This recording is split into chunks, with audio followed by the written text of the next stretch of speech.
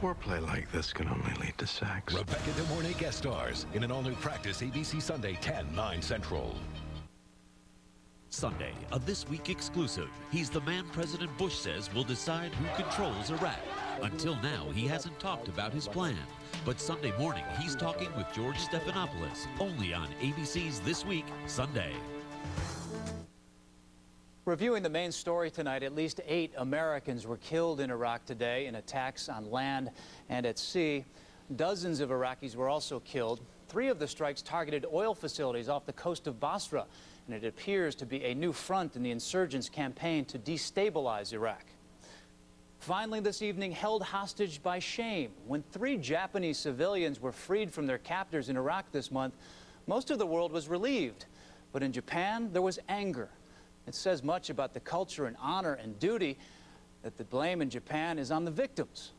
ABC's Neil Karlinski has the story. Images of the terrified Japanese hostages in Iraq were so chilling that when the 3 were finally released alive and well, relatives in this normally reserved society could hardly contain themselves. The joy did not last long. When the 3 arrived in Japan, instead of a welcome home celebration, they were met by scornful onlookers and signs reading, "You got what you deserve." The signs when they returned to Japan said, "You have shamed Japan. You have brought shame to the country, to Japan." It's almost as if a crime had been committed by them. Their crime? Acting selfishly by going to Iraq to, among other things, help street children, even though their government had warned against it. Whether you were doing a good deed or not, it is not good to cause troubles, this woman told us. They should have some sense, said Prime Minister Koizumi. The Japanese media widely criticized the 3, and the government is billing them $6,000 for airfare. The only public official to speak up for the 3 wasn't even Japanese. And so I'm pleased that these Japanese citizens were willing to put themselves at risk for a greater good.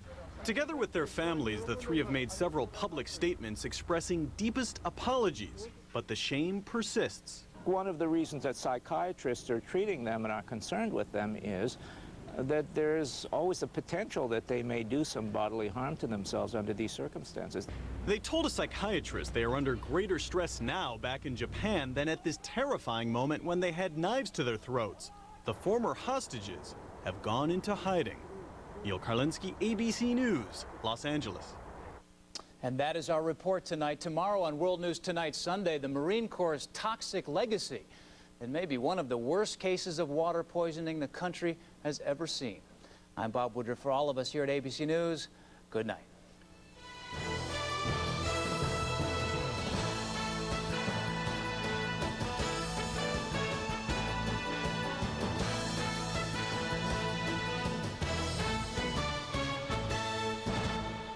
This has been a presentation of ABC News. More Americans get their news from ABC News than from any other source.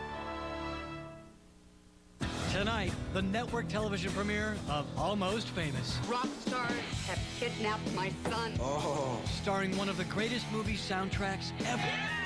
Almost Famous. ABC tonight, 8/7 Central. Viewer discretion advised. Next, a convenience store clerk remains in critical condition after being shot during a holdup. And tonight, the robber is still on the loose, and he, too, may be hurt. Federal agents search a small plane that was grounded after getting too close to Air Force One. Tonight, we're talking to the pilots about what happened. Plus, a one-of-a-kind competition making a big splash today in Bayfront Park. Good evening, everyone. I'm Jackie Sosa, and your news is next. Do you need a new pair of boots? Life had torn them apart. You have a hard time letting anyone help you. But in each other, they'll find family. Aidan Quinn and Rachel Griffiths in Hallmark Hall of Fame's Plain Song, CBS Sunday. All new. The guidance counselor, she's back. What she wants to say to Oprah, next Oprah. Monday at 4 on CBS 4. Changing tactics. For the first time, a vital Iraqi oil port is attacked by boat. The Other War, a new focus on American forces in Afghanistan. A tale of two soldiers, one honored in death, the other homeless in life. And housing prices going through the roof, piece by piece. This is the CBS Evening News with Russ Mitchell. Good evening. Russ Mitchell is off tonight. I'm Mika Brzezinski. We begin tonight with the latest from Iraq and another day of multiple and deadly attacks. Insurgents mounted their first ever attack by sea on the offshore oil terminal near Basra, killing 2 U.S. sailors. In Taji, north of Baghdad, rockets killed 4 U.S. soldiers and wounded 7 others. And a roadside bomb near Haswa killed at least 13 bus passengers, while mortar fire on Baghdad's Sadr City killed at least 7 civilians. Alan Pizzi is in Baghdad tonight with more on the slew of assaults. Opening a new front, suicide bombers launched a 3-boat attack on an oil platform and 2 tankers near Basra. 2 coalition sailors were killed and the vital oil terminal has been shut down. It was the latest attack in a day of bloodshed. The most puzzling attack was on a crowded market in the Shiite slum of Sadr City. No one knows who fired the projectiles that hit at peak shopping time, but Americans got the blame. The angry chants ranged from a general condemnation of the coalition authority to claims that rockets had been fired from planes. Bush is calling for freedom, this man says. Is this freedom? That U.S. forces try to avoid civilian casualties is a hard sell here. American troops were involved in civilian casualties in Fallujah, but they came as a result of Marines trying to help civilians. We were talking to some of these people. We started taking mortar fire. A family the Marines had just moved out of their field of fire was hit. Among the wounded were 2 boys aged 8 and 9. Oh, there he goes. It's a big boy. A ceasefire is supposed to be in effect in Fallujah while negotiations go on to remove insurgents. But military commanders warn their patience is not infinite and fighting could restart at any time. Even with Fallujah supposedly at stalemate, there was enough death around to dispel any notion things are easing up. 4 U.S. soldiers died and 7 were wounded in a rocket attack on their base outside Baghdad just after dawn. An attack on a U.S. convoy near Kut ended with at least 1 American vehicle destroyed and reports of several wounded. 4 Iraqis were killed and 16 wounded in a roadside bomb attack near a U.S. base in Saddam's hometown of Tikrit. A similar attack south of Baghdad claimed more than a dozen Iraqi civilian casualties when a bus was hit instead of an American convoy that had just passed. The only bright note was the arrest of several suspects in connection with car bombs in Basra last week. But even with that, today's violence makes a handover to Iraqi control in 9 weeks' time look more problematic than ever. Alan Pizzi, CBS News, Baghdad. More than a year after the U.S.-led attack on Iraq, details are emerging tonight of secret aid to the war effort by Saudi Arabia. Unnamed Saudi and U.S. officials tell the Associated Press that the Saudi royal family allowed military actions to be staged from at least 3 air bases within the kingdom. The death yesterday of former NFL player Patrick Tillman reminded Americans that U.S. forces have been fighting the war in Afghanistan for 2.5 years now, battling terrorist holdouts and harsh terrain in equal measure.